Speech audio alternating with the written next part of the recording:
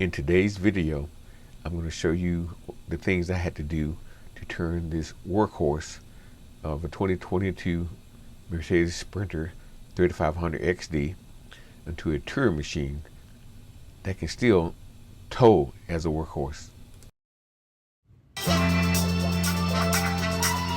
This page is about a man that bought his first pickup truck after he retired. He named it the Galaxy. This truck gave him so much capability that he decided to do more with it. So he bought this horse trailer that he wished to convert into an RV so he can travel around the country and enjoy life in a different way. And then he bought this 2022 Mercedes Sprinter 3500 XD that he can convert to VanLife so he can tow his motorcycles in his work trailer to different events around the country. That's Skyfall, Twin Brutus. Been doing a lot of work today and yesterday, getting it done. It's a lot of vehicles we're dealing with both of those links.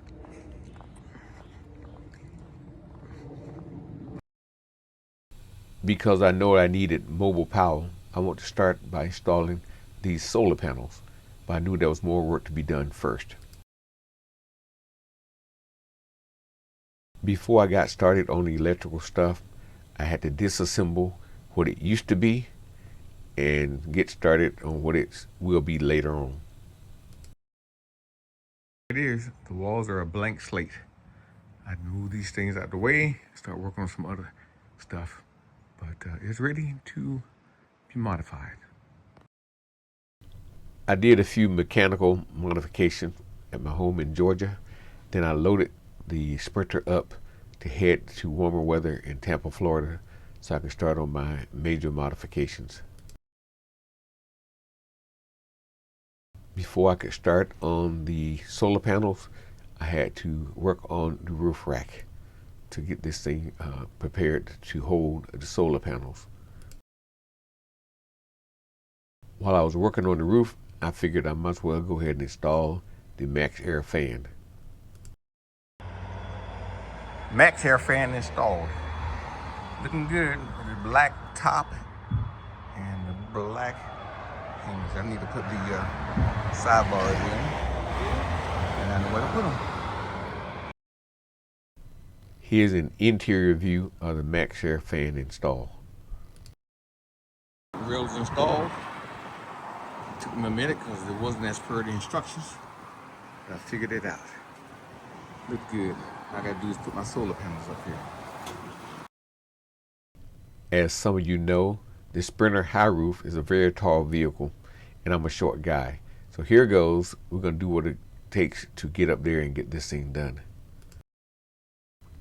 This is the brand of solar panel I purchased. They are what they call bifacial. That's how they were able to get 200 watts out of each panel. The boxes arrived with a little bit of damage to them, but everything inside was just fine. I started my work on these panels inside against a padded surface. These are the frame slider nuts that came with the unit. Now, these screws laying in there, I just put it just enough to thread into the rail nut. Put it down here, raise up on the rail nut, stick it in. I have to do it with one hand, but I think you get what I'm trying to show you.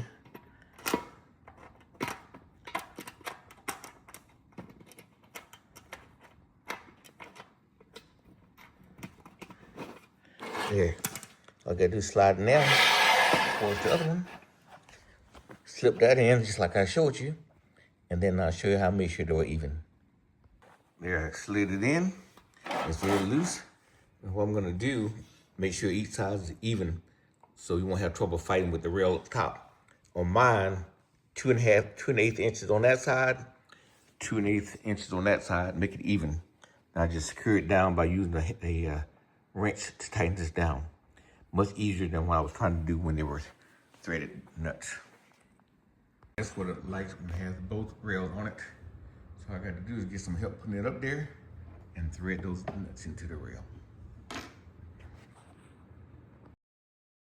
Believe it or not, with that tall ladder I have that's taller than the Sprinter, I was able to get these up top of the van by myself. Solar panels are in. I kept them covered. Keep the sound from producing until I get them all hooked up. And then They are looking pretty good, and you're unable to see these from the bottom. You're looking up, all you see is the black rails. So that's a good thing, and I have room for one more in the future. Now it's time to try to wire these up. In order for me to wire these two panels in series to go into a single entry of the gland entry, I use these Y connectors to connect the panels together so I can have a single input into the gland that goes through the roof. Even though at the start there was a lot of wires running all over the place, it came out to be a nice clean installation. So I like the way it turned out. view from the back.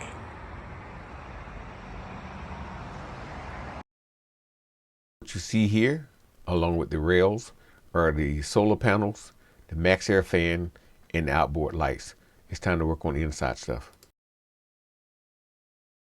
Last minute update. One of the viewers suggested I get a third panel. I listened and I installed it. Here's what I got. Here's all three. It's good. Real good. The only problem with this is I discovered that as I put the panel down that this panel is silver and the other two are black, but no one would notice that from the ground. For those unaware, this is what they call a basement or undercarriage air conditioner, self-contained. The AC is now fully installed. I got to seal it up best I can. Now it's time for me to put everything else in place. But I got the heat set down, waiting on it to kick in. When I first installed the air conditioner, it hooked directly up to my Blue Eddy, but I used these electrical outlets for that and the rest of my applications in the van. After I ran extra wires over the ceiling and down through the walls, this is the connection to the air conditioner on that side of the van. It makes it so much easier than running across the way. So I was able to add an additional outlet behind the couch on that side. Okay, I got both plugs back in, and they both work. That's good. I started with all my DC stuff into this power box, and now you can see I've included the AC, the 110 power into this box. Behind the seat, recliner electrical outlets are in. They both accept USB, and everything is wired to the box. So most AC stuff is done. We're good. Now I can discuss my off-grid power. I started out with the Blue Eddy AC200L as my power source, and it worked out pretty good. I got the package that included a DC to DC charger.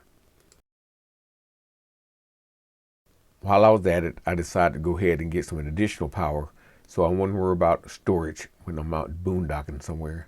So I got the Blue Eddy B500K as a backup. So I have a lot of power between the two units. Then I had to find a place to put them. I put them near the wheel well on the right side or the passenger side of the vehicle in the back. I had to put blockage down to keep them from moving. And I had to face them in odd angles because of the way the connectors connect to each other.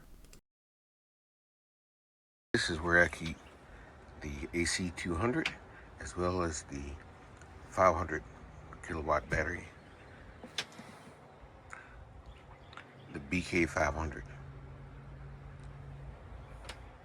It's all in one compartment. It's good. I ended up buying this control panel so I can control different things within the van.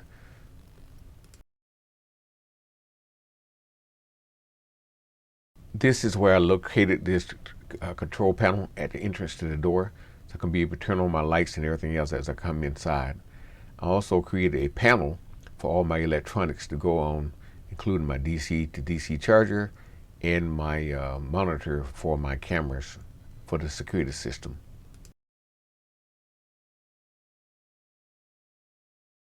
Many other items were wired directly to the electrical box, including the refrigerator and the hot water heater.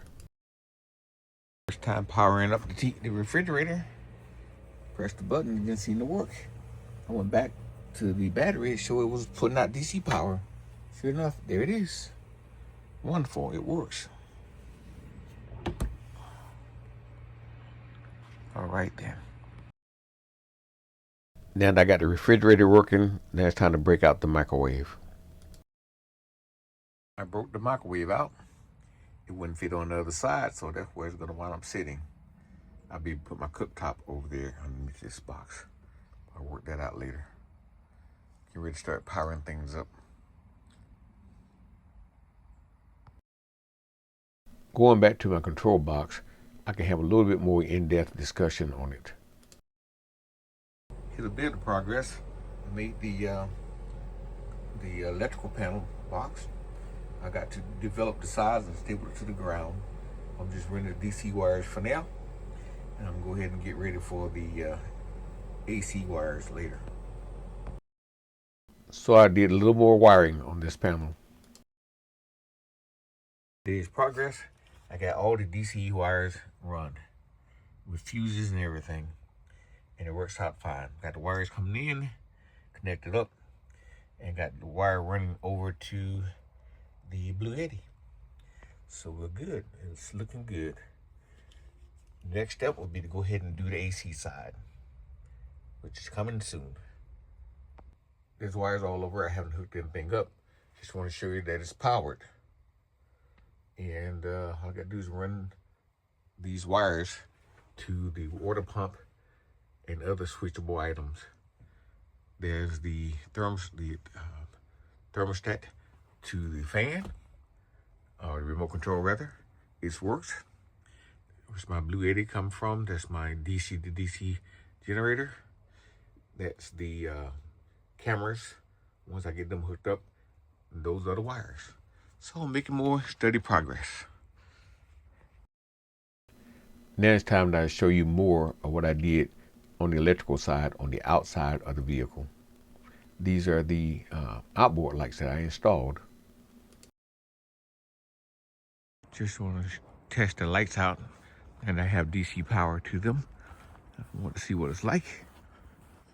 This is before I turn the lights on. Let's see if I can turn this on while I'm filming. Okay, there's my switch for the lights. I'll reach up. It's dark out. Here goes. Woohoo-wee! This is the light out now.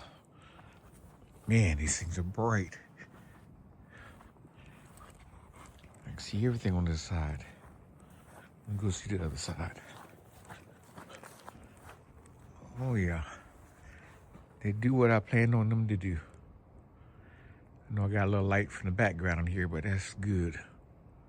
Nice and bright. These are they from a distance. Maybe I should have put one on the back. I didn't think I needed it. So the outboard lights installed turned out great. They did more than I expected, but it's covering the areas I anticipated. Now let me take a step back and show you how all this stuff is powered. Now I purchased this electrical panel, which is the first time I dealt with a electrical panel that covered AC and DC at the same time. I usually deal in separate panels, but we're going to give this a try. I started by mounting it inside of a wooden frame to get started on my applications here. My control panel, my electrical box is fully done. I just need to connect it to the floor, create a framework for it. Now I'm running wires to the lights for the back and to the front. So I'm working that. Then I'll clean up all that stuff and I'll get that done. all those wires there, and we'll be good. When I got a little further along, I mounted this panel to the floor. Fuse box is now mounted to the frame. It's not moving. Right above the hump. All I gotta do is press it and open it up. And there's my stuff. AC side, DC side.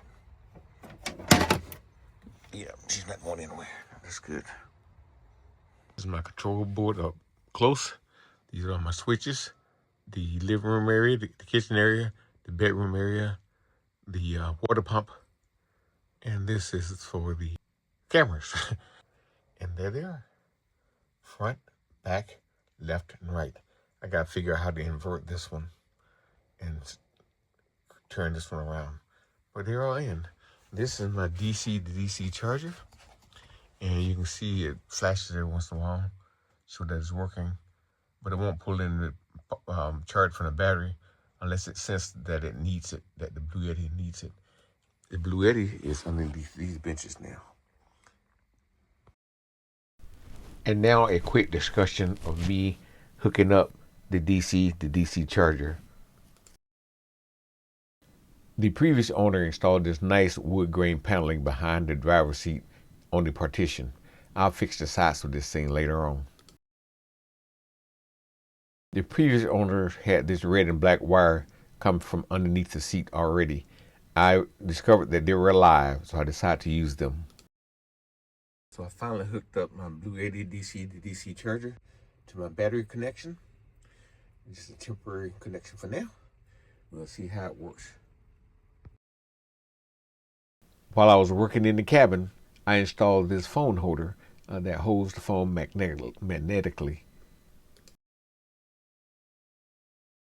Then I bought this adapter so I can plug in any 110 outlet to keep a charge on the Blue Yeti when I'm parked somewhere.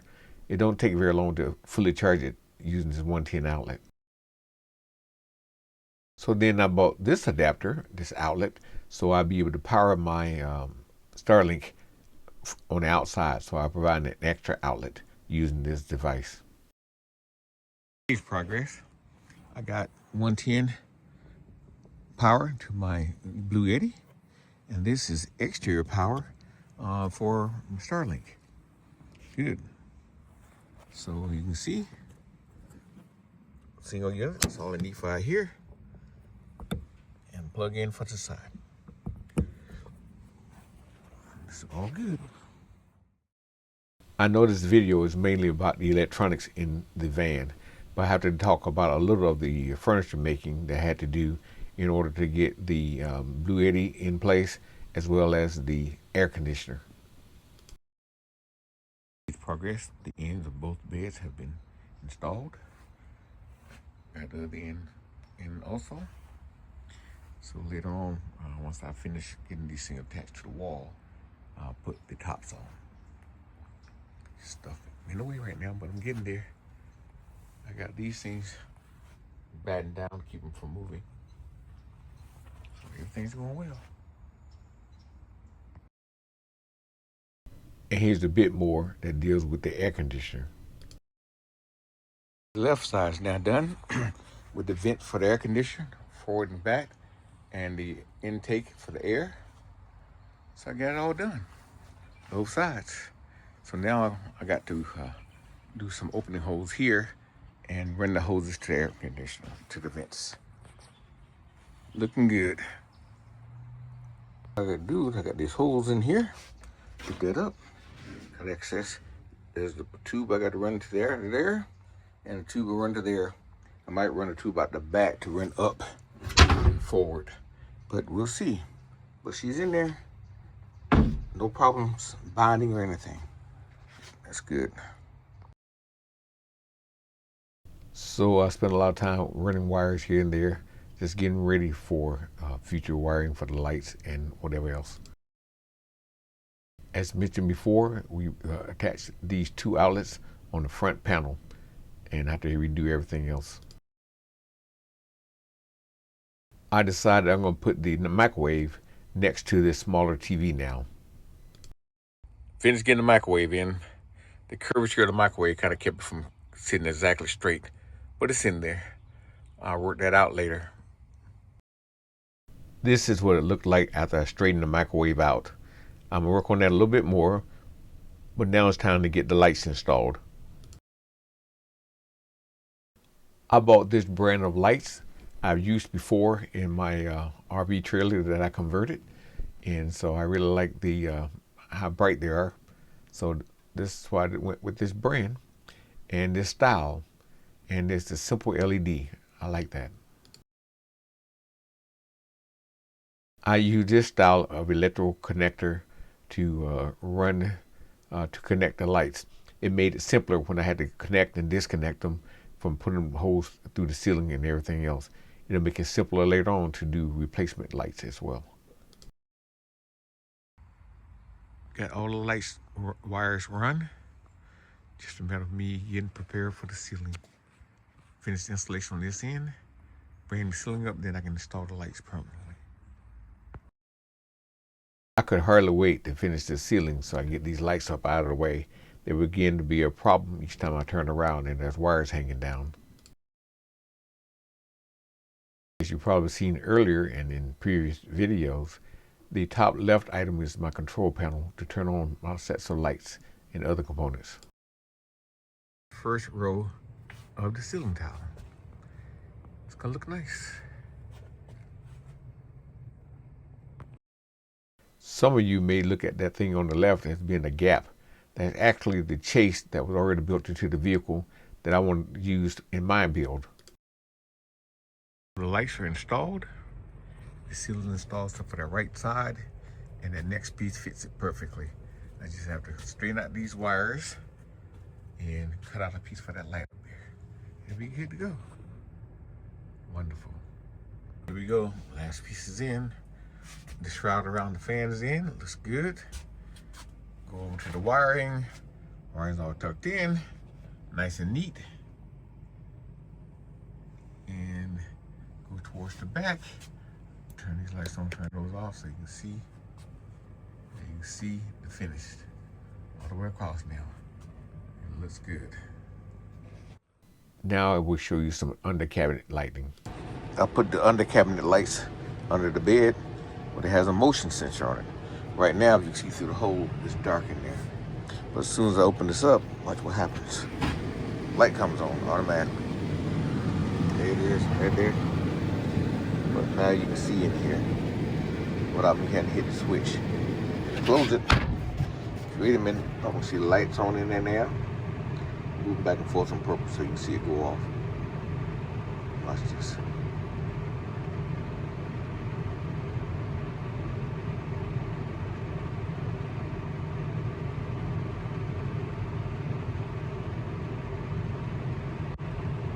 Light just went off.